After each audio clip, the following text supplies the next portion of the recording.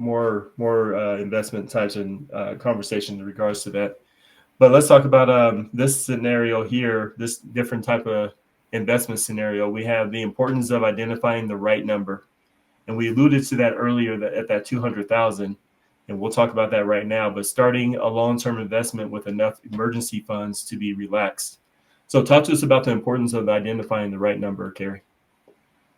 So, when we're looking at the right number, we want to know what your investment's going to look like, how much you think you're going to need in the future, what you want to do in your future, things like that. And people need to understand kind of what that number is going to be. And for instance, in that 200,000 we saw before, I've spoken to a lot of people that have $200,000 sitting in their investment and they're thinking they can retire. Okay, well, great. Let's look at this and see if that's really going to suit you and if you're on that right number to be able to reach those goals that you want.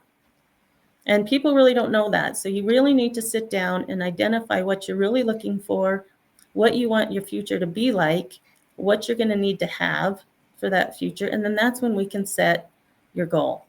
But a lot of people really don't do that. They see, okay, I have the money now. It looks like I can retire, so I'm going to do it. They don't really analyze it enough to really know and realize how much they need. Yeah. Mm-hmm.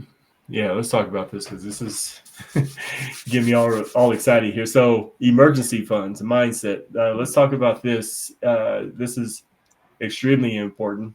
So, emergency funds should be 3 to 6 months income in a saved long-term account, so that you don't have to pull money from your investments that are long-term goals for the future. If your total bills per month are $6,000, at least $24,000 to prefer 36,000 should be easily accessible.